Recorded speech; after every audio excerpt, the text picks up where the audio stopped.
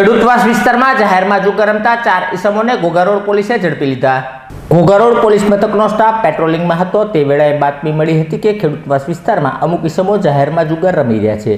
જે બાતમીના આધારે પોલીસે રેડ કરી જુગાર રમી રહેલા ભરતભાઈ કેશાભાઈ વાજા, જીતુભાઈ ગેલાભાઈ ચુડાસમા, રાહુલભાઈ રાજેશભાઈ બારૈયા અને વિકીભાઈ જીતુભાઈ વાજાને ઝડપી લઈ ધોરણસરની કાર્યવાહી હાથ ધરી હતી।